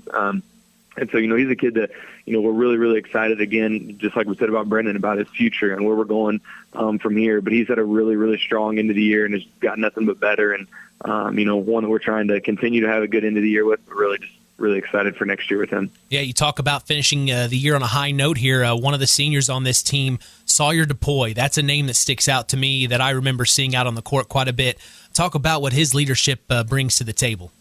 Yeah, Sawyer has had a really, really, really good year compared to what I think other people thought maybe he would have had. And we kind of got him to, he may be undersized for the position he plays, but we got him to buy into that role of being a true five-man and a true post player and putting people on his back. And now he's slowly started to develop a little bit of a post game inside to be able to score.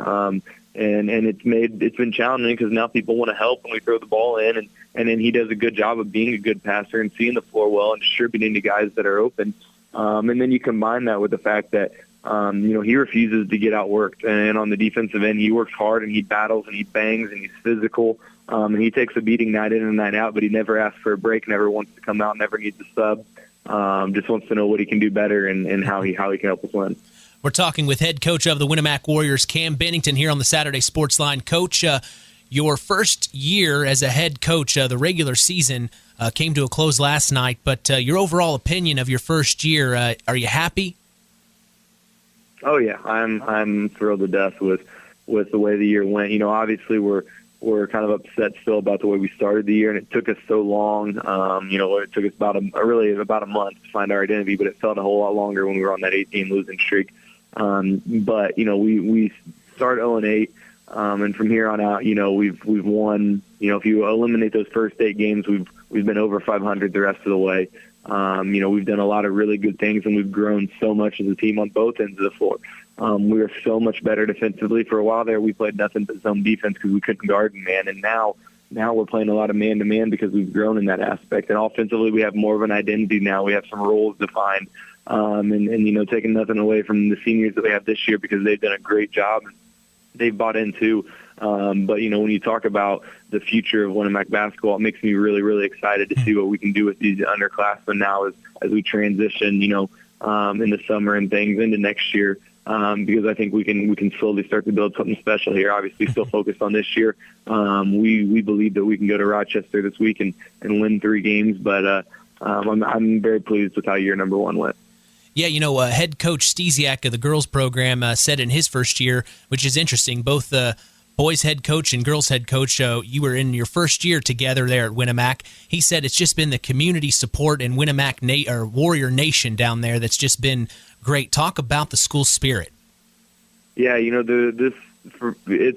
it's really great to be back kind of in a small school environment. And, I spent some time as an assistant at McCutcheon High School in Lafayette, a big high school with 2,000 kids in a big town with 3 other huge high schools. And, you kind of lost that small town feel that you get at some of these schools. And coming back here, it's been almost refreshing to see the community support that you get, being the only high school in town and being a small town where everybody knows everyone, and not just from the students, but the parents and even regular people in the community that have nothing to do with the program currently that have been great in their support. And many people have came to me and voiced what they wanted in the off season and what the issues were and the problems and things we need to get fixed. And I didn't look at that as a negative, as people trying to get involved in a bad way. It was just people wanting what was best for the kids, and that's been really fun to be a part of and see the kids support each other. And Coach Stasiak and his assistants and his girls have supported us the whole way, and we've tried to provide the same to them. And I'm excited to continue to work with Coach Stasiak, and not just from a standpoint of that and everything we're talking about here. Coach Stasiak's been a great resource to me. I mean, he's one of the best in the business when it comes to it. A guy that's won a state title and a guy that, sometimes I probably get annoying because I just walk into his room and start talking and bouncing ideas, and he probably has to quit what project he's doing or, the disciplinary stuff he's working on with kids, because I'm down there trying to talk about, how I'm going to attack this or that or how I'm going to guard that and want his opinion. And, sometimes I just walk in and grab the marker and start drawing without even saying anything. But he's been great for me and a great person for me to talk to all year. Man, Coach, that was great. I appreciate you talking with us this morning. It means a lot, and good luck to you and your Warriors against North Miami this coming week. I appreciate it. Thank you. All right, that's head coach Cam Bennington of the Winamac Warriors here on the Saturday Sports Line. We're going to take a break, but don't go anywhere. More to come. This is the longest-running high school sports show in Indiana.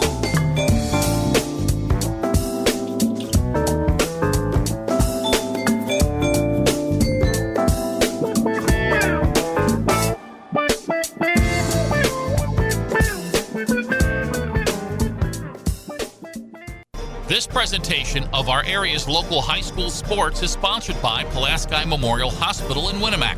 Pulaski Memorial Hospital is dedicated to providing excellent health care to improve the health and quality of life for the people and the community they serve. They will meet the community's needs and exceed their expectations by creating the best possible health care experience. For more information of the services they provide, call 946-2100. Real magic is everywhere.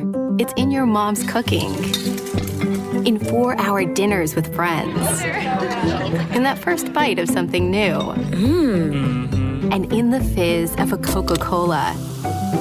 Now with so many options for less than $5, the Coca-Cola Value Collection will help you make the most out of every magic moment for so much less. Taste the magic for less with Coca-Cola. Stay tuned for more sports talk with Mitch Columbi on Kankakee Valley Broadcasting's WKVI. Collins Insurance Agency in Knox has done it again. They have earned the distinction of preferred agency partner from the Western Reserve Insurance Company. Can't touch this. So what does that mean for you? Collins Insurance Agency provides themselves of taking care of its community. That means providing the best insurance that keeps you and your family safe in a time of need. And with this honor, Collins Insurance Agency looks forward to providing Stark and surrounding counties the best customer service you and your family deserve. Collins Insurance Agency in Knox, living the golden rule by treating you like family.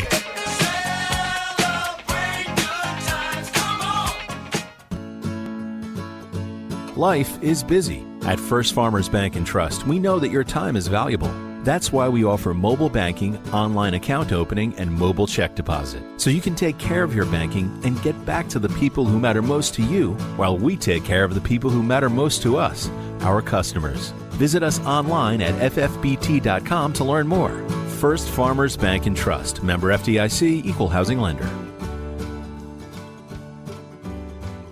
Since 1936, Standard Plumbing, Heating, and Air Conditioning have always taken pride in doing the job right. Third-generation owner Brian Hammond and his family have always set the standard when it comes to taking care of all your heating and cooling needs. Making your home a comfortable home is the absolute top priority. If you are uncomfortable in your home, give them a call at 574-936-4660. Follow them on Facebook. Let Standard Plumbing, Heating, and Air Conditioning help you take control of your comfort.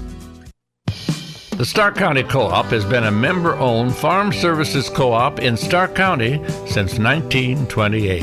That's over 90 years, and they're still providing the same quality agronomy services to the farming community of Stark and surrounding counties.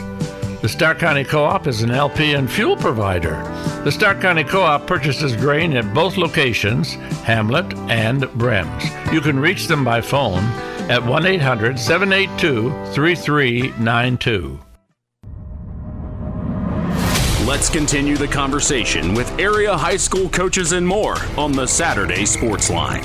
And we're back here on the Saturday Sports Line, the longest running high school sports show in Indiana. It's time to talk about those South Central satellites of Union Mills. And guess who I have on the line with us? It's head coach Eric Speer. Coach, how are you this morning? I'm good. How are you doing today? I'm doing great. You know, we're talking about sectional draw here. You got a first game bye. How do you feel about that, Coach? Honestly, I don't know. I've coached now in like 5 or 6 different sectional games. I've never had to bye. So really? It's a unique thing where we get a ton of time to prepare, but we play Tuesday, and now we don't play till the following Friday. So I don't know how that does it affect us in a good way because we get to rest, or does it affect us in a bad way because we don't play a game for 13 days? I don't really know, but like I'm excited to play. To me, Friday night sectional is the best night in basketball, so I'm excited that we get the chance to play that night. Well, you'll be awaiting the game between North Judson-San Pierre and Wheeler. Of course, looking at your schedule, you had a win against Wheeler, first game of the year, a tight one, and then a tough loss to North Judson. So of the two teams, who would you like to have a second shot at? Either one is fine with me.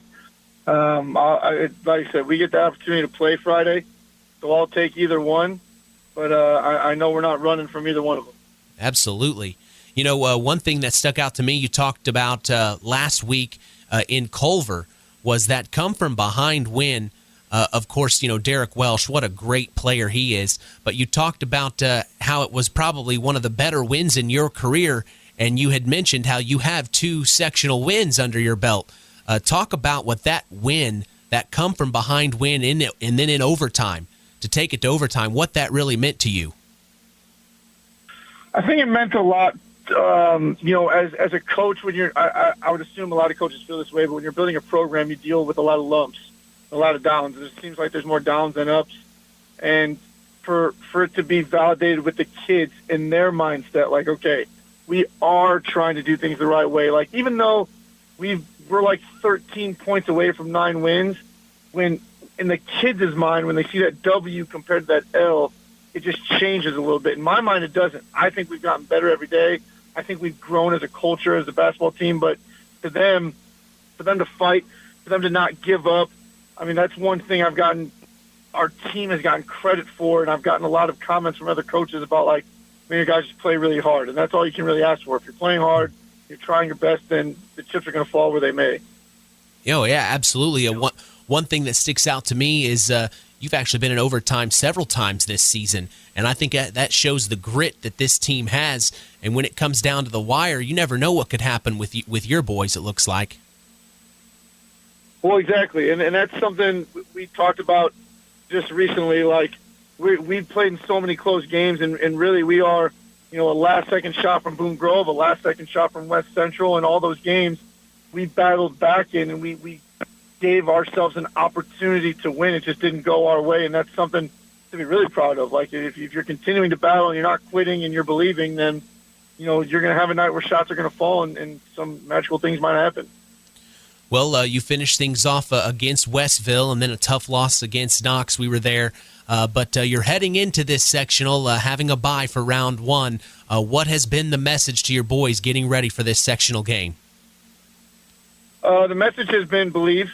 I do not believe that, we are high school kids. We're high school boys. We're high school coaches.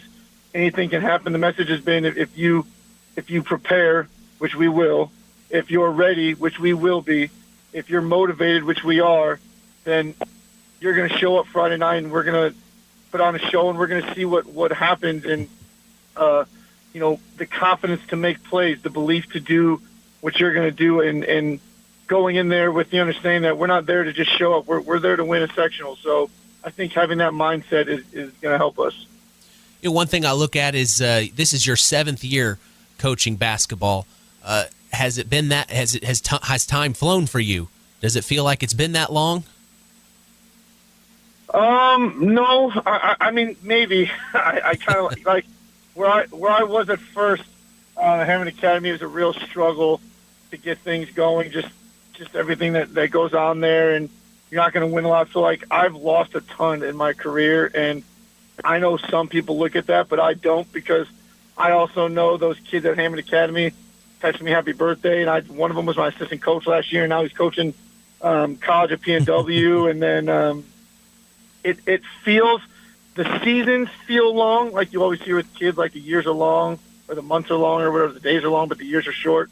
Kind of the same thing, like the seasons are long, but like I couldn't believe, I was reflecting with my wife the other night, like the season's already over. Like, it's the end of the season. I can't believe all the things we've dealt with this year, and it's almost coming to an end. And I think that's something you preach to the group too. Like this, these just aren't infinite number of nights that you get. You got to make the most of them. Hey, I know we've talked about it before, but the one thing that sticks out in my mind is that Instagram post on social media after that big win in Culver when you got on the bus, and it just it showed how close that your group is and how much they cheered for you when you got on the bus. What did that make you feel like? It makes me feel like I have a bunch of sons in there and daughters for my managers who genuinely love me. Like, I do think that they genuinely care about me. They genuinely want to see not only themselves succeed, but others succeed. They want to see me succeed. I think there's that, like, they knew how much that game meant to us. They knew, like, so many times this year I've gone in the huddle and been like, we got to do blah, blah, blah. And they're like, yep, let's go. Like, let's go. Like, I feel like we're young and for how young we are, the message has been in the huddle. You hear it, next play, attitude, guys, let's respond. The words that we use all the time, and that was like a culmination of that. But that made me just proud to be their coach. Like I really love being around this group, and that's something I try not to forget when the basketball stuff isn't going our way. Well, Coach, we're going to be broadcasting the North Judson sectional, so we'll be ready for you to see who you face between North Judson, San Pierre, and Wheeler. We'll be ready to broadcast that game, sir. We'll be ready, too, and I just, these teams better prepare for us, too, because South Central is going to be ready next Friday. Awesome. I love hearing it, Coach. Appreciate your time, and good luck this week. We appreciate it. Thanks, Mitch. Have a good one. All right, that's head coach of the South Central Satellites boys basketball team, Eric Speer, on the line. We are going to take a break and come right back. Don't go anywhere. This is the longest-running high school sports show in Indiana, the Saturday Sports Line.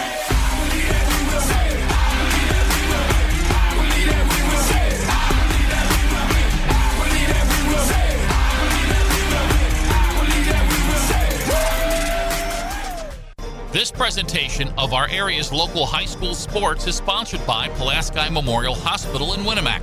Pulaski Memorial Hospital is dedicated to providing excellent health care to improve the health and quality of life for the people and the community they serve.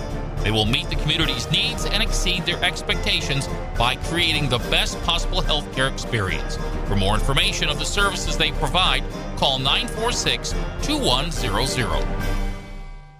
Since 1936, Standard Plumbing, Heating, and Air Conditioning have always taken pride in doing the job right. Third-generation owner Brian Hammond and his family have always set the standard when it comes to taking care of all your heating and cooling needs. Making your home a comfortable home is the absolute top priority. If you are uncomfortable in your home, give them a call at 574-936-4660. Follow them on Facebook. Let Standard Plumbing, Heating, and Air Conditioning help you take control of your comfort.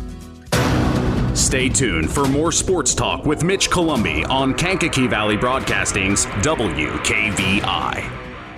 It's time now for Where Are They Now? A look back at more than a half century of WKVI radio covering local high school sports. Today's program is brought to you by Osborne's Mini Marts in Knox and Culver. Now let's meet one of the local high school sports figures from more than 50 years of WKVI sports and find out where are they now? Well, as we look back on more than 50 years of broadcasting high school sports in the Kankakee Valley area here on WKVI, our guest is Dave King. He is a 1971 graduate of Knox High School, and we call this segment, Where Are They Now? So, Dave, where are you now, and what are you doing? Good question. At my age, it's hard to remember sometimes, you know?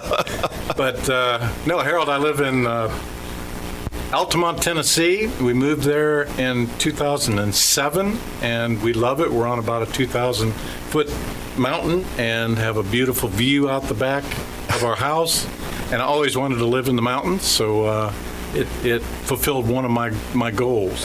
And my wife and I are in the VFW. It's kind of unique in that she's the commander of the VFW, and I'm the president of the auxiliary. And she is also the commander of the district, and I am the president of the, vice president of the district. And so National has gotten a hold of that, and we were in the National magazine, I think it was last month, and it shows us together and a whole article about how the VFW veterans and the auxiliary get along. And I kiddingly said, well, as long as we don't get a divorce, Kim, we're okay. but that is unique, isn't it? You're not the veteran, she is. That's right. So that's been fun. I mean, right now on the VFW front, I think we have the #1 district in the nation, not only in our state, but in the nation, qualifying for an All-American award, which is difficult to get to. And each one of our 10 posts have qualified with the exception of membership. So we're green all the way across, and we had the national commander come in and congratulate Kim and myself for helping out with that monumental. I think I'm working harder there than I did anywhere. I was going to say, you're like I am. You didn't retire. You just repurposed. Repurposed. That's right. That's right. But going back to your career, you had a very interesting career before this. Tell me about that. Well, when I graduated from Indiana University, my goal was to be a teacher coach. And I actually did that at Greenwood High School for 4 years and enjoyed the heck out of it. And then some strange circumstances occurred, and a good friend that I had developed in Greenwood told me I needed to get my butt down to Lafayette, Louisiana, and get in the oil industry. And of course, industry. I'm from Knox, Indiana. I don't even know what an oil rig looks like. So I went down. And I'm going to tell one story about, and I think it's serendipity or whatever you might want to call it, but there's someone looking over us, because I got down in Lafayette and it's Cajun country. The first thing you got to do is understand what they're saying. And secondly, my friend Larry said, there's this guy that has a metal company and he needs a salesman why don't you just go over and interview and get a feel for that part of the industry. His name was Bob Grissom. And I went in, suit and tie, and I look at him, and he's got a cowboy shirt on and a big belt buckle and jeans, and he looks at me and says, "You're not from around here, are you, guy?" And so we sat down. I told him I didn't know anything about the oil industry or anything, but that I could learn. And he said, well, we have an inside sales job and an outside sales job. If I were you, I would take the inside sales job. And I looked at him and I said, are you telling me I have the job? And he goes, well, yeah, we can help you here, and you can learn the thing. And wow, great. And then he sits back in his chair. Now, I want to know how many people have ever had an interview where the interviewer actually sits back in his chair and says, but you really need to understand the oil industry more before you actually commit to a job. You need to interview about 4 or 5 different segments of the oil industry, and then maybe you can pick the right one. I said, that'd be great, but I don't know anyone down here. I've only been here 2 weeks. He goes, you know me. And the only thing he said to me was, if I set these interviews up, will you go to each one of them? And I said, sure. So he set me up the interviews, and that's how I got into the first job I had, which was not with him, but with one of his good friends in a company called C Corp, which worked almost exclusively for ExxonMobil. And from there, I built up a lot of relationships with the ExxonMobil folks and ended up a career of about 36 years consulting with ExxonMobil. So it was a wonderful situation, and in my situation, it was what was called a hat contractor, which was you're an employee, you're going to be treated as an employee, but you're not actually an employee. And so I went all over the world just as if it was an ExxonMobil employee. And I went to, and I was a vessel lead, I was a safety lead, you go through all these different stages. And some of the places I've been is like Singapore, I've been to Indonesia, I've been to African countries, Angola, Nigeria. There's a couple of those that I would not suggest you add to your tour list, but, and then Norway, England, all over, just been Scotland. What a message for young people in Knox, Indiana, or Winamac, Indiana, or North Judson, Indiana. Here's a guy coming out of Knox High School and had probably never been out of the state of Indiana very much, and you end up traveling the world. What a message. Oh, it was unbelievable. And I think the greatest thing was that I appreciated every minute of working with companies like Exxon, because you just can't. I'll give you one quick example of the loyalty and so forth that Exxon had for its employees and had contractors.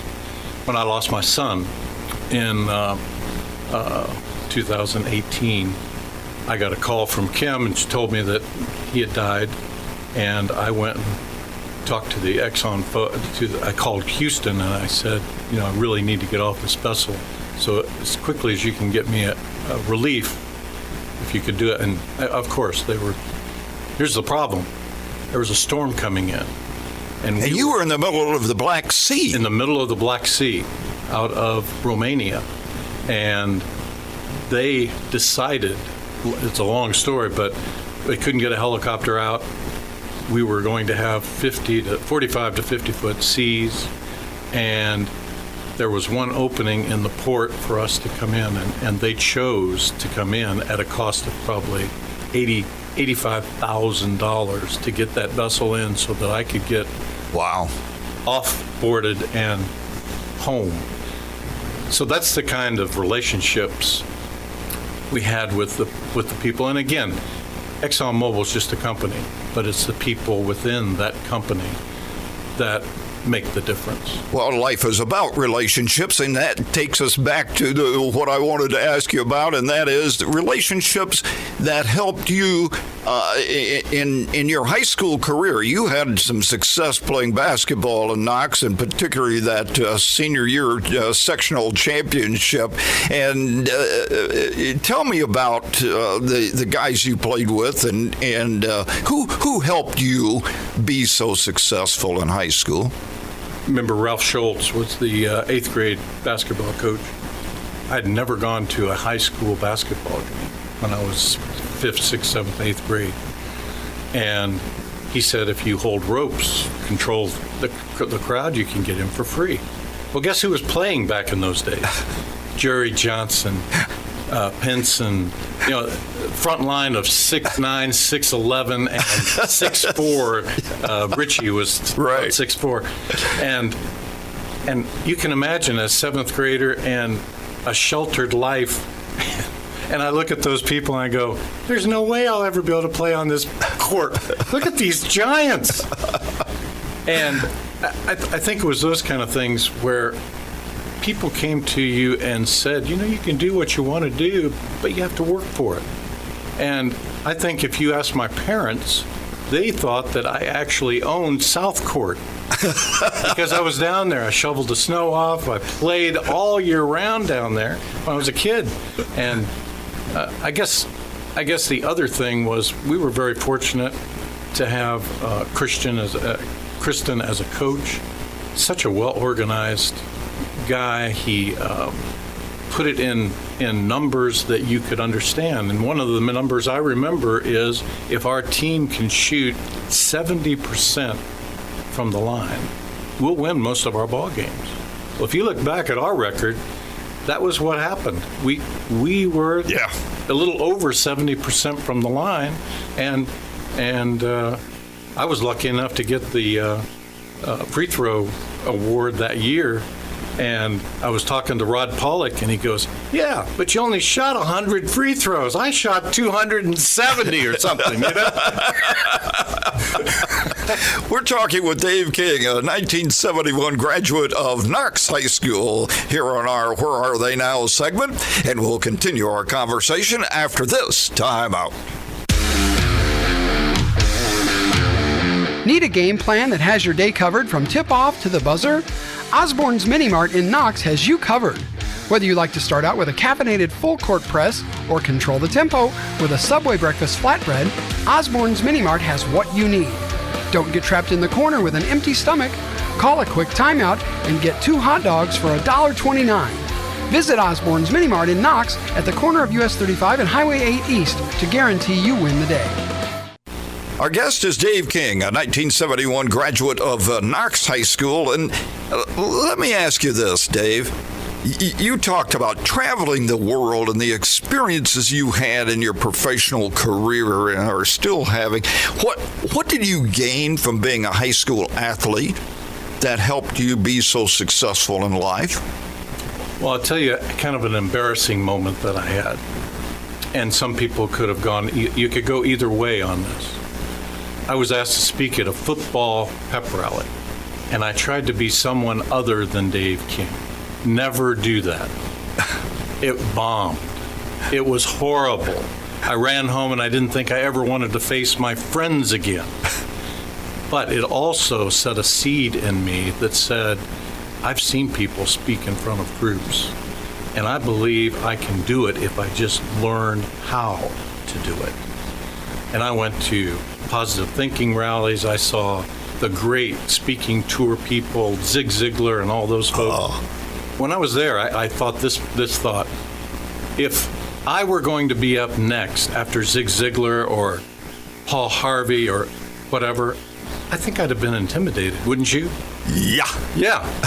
But the next guy came out, he didn't try to mimic what Zig Ziglar did. He had his own message. Yeah. And that's key for all of us. If you just do play in basketball, if you just play within yourself, don't try and do things you can't do. I am never going to stuff a basketball. I'm never going to jam a basketball. Even though it's a dream of my life, I'm never going to do it because I can't jump. And I rank right there with Sonny Weiland on the slowest backcourt we ever had.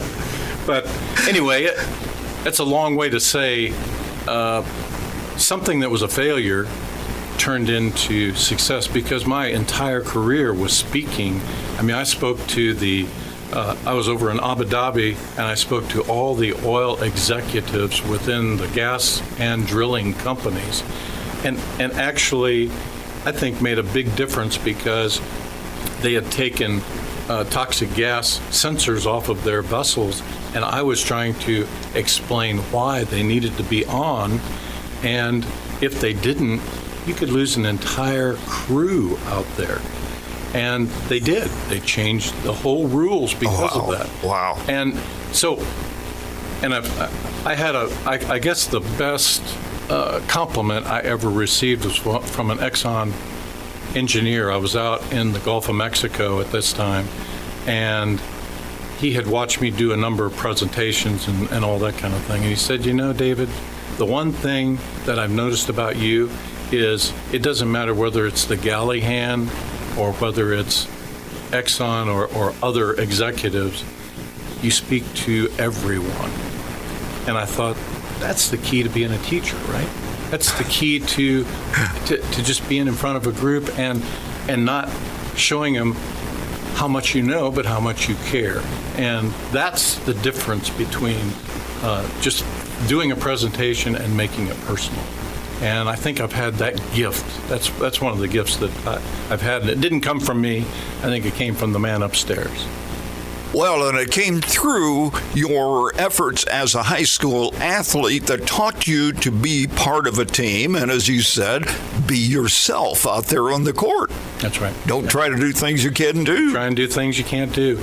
And you asked some people that were important in my life. My grandfather probably was the biggest driving force in my life because he opened the door to athletics for me. He showed me baseball and whatever I wanted to do, he was pushing me to, not pushing me, but encouraging me to follow through with my dreams. And coaches, I can't say enough about Ralph Schultz. I mean, yeah. When he was coaching, he taught the fundamentals.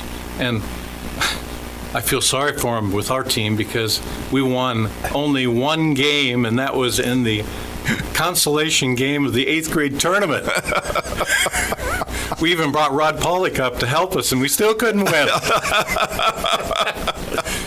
But people in your lives, there are people in your lives, and I've had, Larry Pearson was one that got me down into Lafayette, Louisiana, and I actually stayed at his house for 2 or 3 weeks until I actually got my feet on the ground.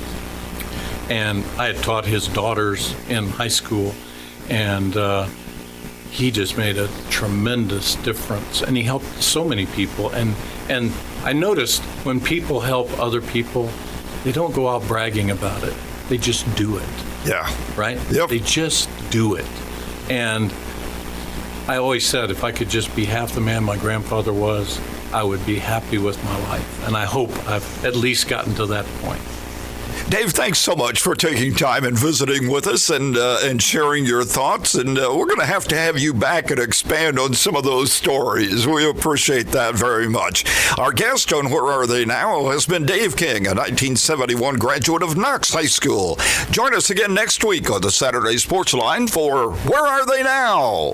Where Are They Now? A look back at more than a half century of high school sports coverage on WKVI has been brought to you by Osborne's Mini Marts in Knox and Culver.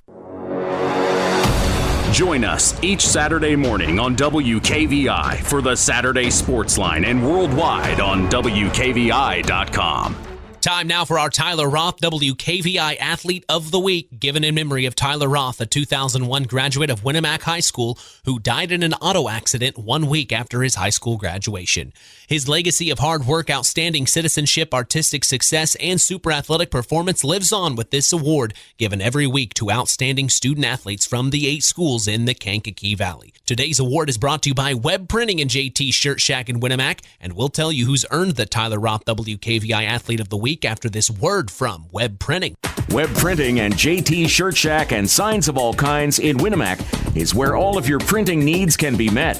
Whether it's paper, garments, or signs, Web Printing is your full-service printing solution. So if you're in need of embroidered or screen-printed garments, tickets or programs for your event, or documents for your business, Web Printing and JT Shirt Shack is the place to go. For the quickest service, best prices, and best quality, it's Web Printing and JT Shirt Shack in Winamac. Our Tyler Roth WKVI Athlete of the Week for this week is Hayden Lute, a member of the swim team at Culver Community High School. Hayden has had an amazing season for the Cavaliers. As a freshman, she won 2 events at the Hoosier North Athletic Conference and set a conference record in one of the events. Hayden is the daughter of Alex and Julie Lute. Congratulations to Hayden Lute of Culver Community High School, our Tyler Roth WKVI Athlete of the Week.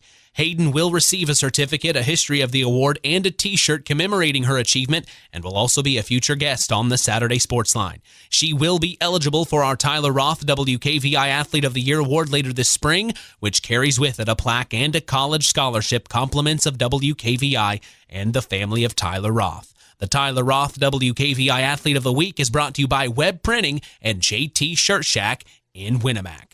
I'll work on getting that interview, as that is going to wrap things up for us here on the Saturday Sports Line, the longest running high school sports show in Indiana. Thank you so much for tuning in each and every Saturday morning. Until this Tuesday, you enjoy the rest of your weekend. We will be getting ready for boys sectional basketball in North Judson. I'm Mitch Columby. The tradition continues.